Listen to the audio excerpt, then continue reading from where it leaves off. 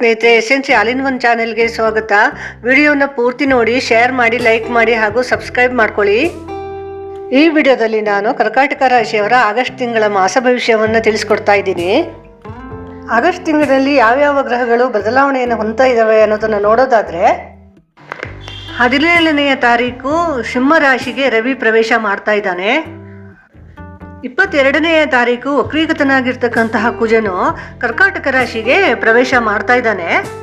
24ನೆಯ ತಾರೀಕು ಶುಕ್ರನು ಕನ್ಯಾ ರಾಶಿಗೆ ಪ್ರವೇಶ ಮಾಡ್ತಾ ಇದ್ದಾನೆ.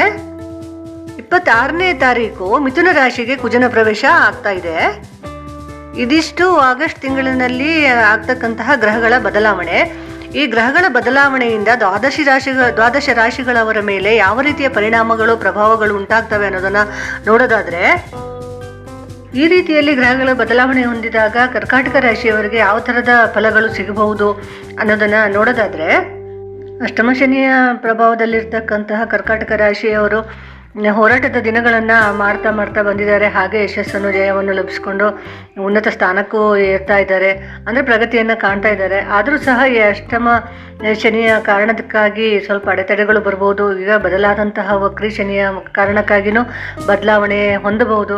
ಏನೇ ಆದರೂ ಸಹ ನಿಮ್ಮ ಜನ್ಮಜಾತಕವನ್ನು ಪರಿಶೀಲಿಸಿಕೊಂಡು ದಶಾಭುಕ್ತಿ ಹೇಗಿದೆಯೋ ಅದರ ಮೇಲೆ ನಿಮ್ಮ ಎಲ್ಲ ಅದೃಷ್ಟಗಳು, ಭವಿಷ್ಯವು ನಿರ್ಭರವಾಗಿರುತ್ತೆ.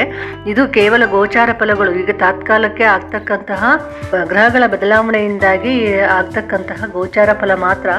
ಎಲ್ಲರಿಗೂ ಅದು ಅಪ್ಲೈ ಆಗಬೇಕು ಅಂತ ಏನೂ ಇಲ್ಲ. ಯಾಕಂತೇಳಿ ಹೇಳಿದರೆ, ಜನ್ಮಜಾತಕದಲ್ಲಿ ಯಾವ್ಯಾವ ಗ್ರಹಗಳು ಎಲ್ಲೆಲ್ಲಿ ಸ್ಥಿತವಾಗಿದ್ದಾವೋ ಅವುಗಳ ಪ್ರಭಾವನೆ ಮಾತ್ರ ಬರ್ತಕ್ಕಂಥದ್ದು ನಿಜವಾದಂತಹ ಭವಿಷ್ಯ.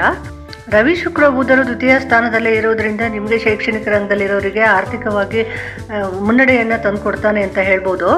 ಬುಧಾದಿತ್ಯ ಯೋಗದಿಂದ ನಿಮಗೆ ಯಾವುದೇ ಕಾರ್ಯವನ್ನು ಮಾಡಲಿಕ್ಕೆ ಧೈರ್ಯವನ್ನು ತುಂಬುತ್ತೆ.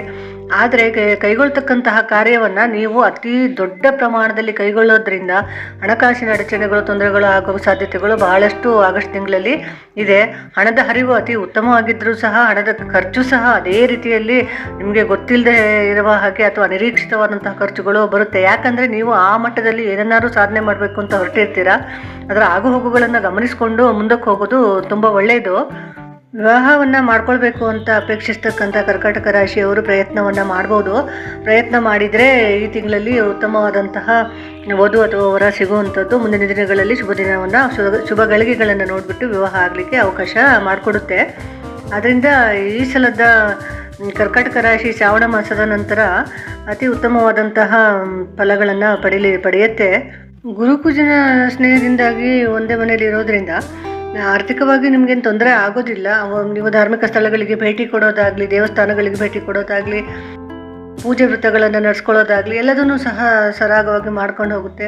ಕಾನೂನಿನ ತೊಡಕಿರುವಂಥದ್ದು ಹೋಗುತ್ತೆ. ನಿಮಗೆ ಇನ್ನು ಎಚ್ಚರವಾಗಿರಬೇಕಾಗಿದ್ದು ಏನಪ್ಪ ಅಂತ ಹೇಳಿದರೆ, ಆರೋಗ್ಯದ ಸಮಸ್ಯೆ ಸ್ವಲ್ಪ ಕಾಡಬಹುದು. ಸ್ವಲ್ಪ ನೆಗ್ಲೆಕ್ಟ್ ಮಾಡುವಂತಹ ಗುಣವನ್ನು ಬಿಡಬೇಕು. ನೀವು ಎಚ್ಚರಿಕೆಯಿಂದ ಆರೋಗ್ಯವನ್ನು ಕಾಪಾಡಿಕೊಂಡಿದ್ರೆ ಯಾವ ತೊಂದರೆನೂ ಆಗೋದಿಲ್ಲ. ಹಾಗೆ ಕರ್ಕಾಟಕ ರಾಶಿಯವರು ಅಷ್ಟಮ ಶನಿಯಿಂದಾಗಿ ಇಷ್ಟು ತನಕ ಸ್ವಲ್ಪ ಕಷ್ಟನೂ ಅನುಭವಿಸಿರ್ಬೋದು. ಕರ್ಕಾಟಕ ರಾಶಿಯವರು ಅಂತ ಅಲ್ಲ, ಪ್ರತಿಯೊಂದು ರಾಶಿಯವರು ಸಹ ಅವರವರ ಮಟ್ಟಿಗೆ ಕಷ್ಟವನ್ನು ಅನುಭವಿಸ್ತಾನೇ ಇರ್ತಾರೆ. ಏನು ಮಾಡಲಿಕ್ಕಾಗೋದಿಲ್ಲ. ಅದು ಕಷ್ಟ ಮತ್ತು ಸುಖಗಳು ಒಂದು ನಾಣ್ಯದ ಎರಡು ಮುಖಗಳಿದ್ದ ಹಾಗೆ. ಒಂದೇ ನಾಣ್ಯದ ಒಂದೇ ಮುಖ ಕೊಡಲಿ ನಮಗೆ ಅನ್ನೋದು ಸಮಂಜಸ ಅಲ್ವಾ. ನಾಣ್ಯ ಅಂದಮೇಲೆ ಎರಡು ಮುಖ ಇದ್ದೇ ಇರುತ್ತೆ. ಕಷ್ಟ ಸುಖ ಮನುಷ್ಯ ಅಂದಮೇಲೆ ಬಂದೇ ಬರುತ್ತೆ. ಅದನ್ನು ಎದುರಿಸಬೇಕು ಅಷ್ಟೇ. ಚಾಕಚಕ್ಯತೆಯಿಂದ, ಧೈರ್ಯದಿಂದ, ಸತ್ಯ, ನ್ಯಾಯ, ನಿಷ್ಠೆ ಇದನ್ನು ನಾವು ಪಾಲಿಸ್ಕೊಂಡು ಬಂದರೆ, ಸ್ವಲ್ಪ ಆರೋಗ್ಯದ ಬಗ್ಗೆ ಎಚ್ಚರಿಕೆಯನ್ನು ಇಟ್ಕೊಂಡು ಬಂದರೆ ಜೀವನ ನಡೆಸೋದೇನೋ ಅಷ್ಟು ಕಷ್ಟ ಆಗೋದಿಲ್ಲ. ಬರ್ತಕ್ಕಂತಹ ಕಷ್ಟಗಳನ್ನು ಎದುರಿಸಲಿಕ್ಕೆ ಬೇಕಾದಂತಹ ಬುದ್ಧಿಶಕ್ತಿಯನ್ನು ಮೆದುಳಲ್ಲಿ ಕೊಟ್ಟಿರ್ತಾನೆ ದೇವರು. ಅದನ್ನು ನಾವು ಉಪಯೋಗಿಸ್ಕೊಳ್ಬೇಕು ಅಷ್ಟೇ. ಓವರಲ್ ಆಗಿ ಹೇಳೋದಾದರೆ, ಕರ್ಕಾಟಕ ರಾಶಿಯವರಿಗೆ ಈ ತಿಂಗಳಿನಲ್ಲಿ, ಅಂದರೆ ಆಗಸ್ಟ್ ತಿಂಗಳಿನಲ್ಲಿ ತುಂಬ ಧನಲಾಭ ಆಗುತ್ತೆ. ಧನದ ಹರಿವು ತುಂಬ ಚೆನ್ನಾಗಿರುತ್ತೆ. ಆ ಧನದ ಹರಿವು ಜೊತೆಗೇನೆ ಖರ್ಚಿನ ದಾರಿಯನ್ನು ಸಹ ಹೊತ್ಕೊಂಡೇ ಬಂದಿರುತ್ತೆ.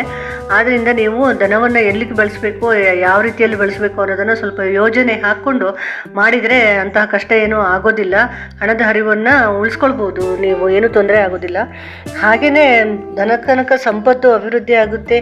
ಭೂಮಿ ಇತ್ಯಾದಿಯಲ್ಲಿ ನೀವೇನಾದರೂ ಕೊಂಡ್ಕೊಳ್ಬೇಕು, ವಾಹನಗಳನ್ನು ಹೊಸದಾಗಿ ಕೊಂಡ್ಕೊಳ್ಬೇಕು ಅಂದರೆ ಅದು ಸಹ ನಿಮ್ಗೆ ಲಭಿಸುತ್ತೆ. ಏನಾದರೂ ನೀವು ಕೆಲಸವನ್ನು ಚೇಂಜ್ ಮಾಡಬೇಕು ಅಂತಿದ್ರೆ ಸ್ವಲ್ಪ ಕಷ್ಟಪಟ್ಟು ಅದರ ಬಗ್ಗೆ ನೀವು ಪ್ರಿಪೇರ್ ಆಗಿದ್ದೇ ಹೋದಾದರೆ ನಿಜವಾಗಿಯೂ ನಿಮಗೆ ಒಳ್ಳೆ ಥರದ ಕೆಲಸಗಳು ಸಿಗುತ್ತೆ.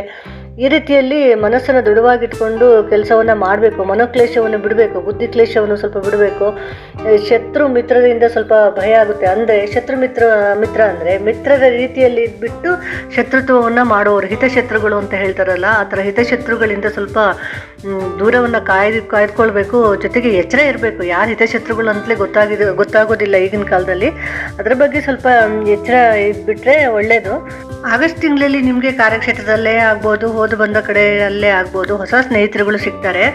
ಆದರೆ ಯಾವುದೇ ಸ್ನೇಹಿತರು ಸಿಕ್ಕಿದ್ರೂ ಸಹ ಅವರನ್ನು ಅತಿಯಾಗಿ ನಂಬೋದಕ್ಕೆ ಹೋಗೋದು ಬೇಡ. ಎಷ್ಟು ಬೇಕೋ ಅಷ್ಟೇ ಇದ್ಕೊಂಡು ಹೋದರೆ ನಿಮಗೆ ತುಂಬ ಒಳ್ಳೆಯದು.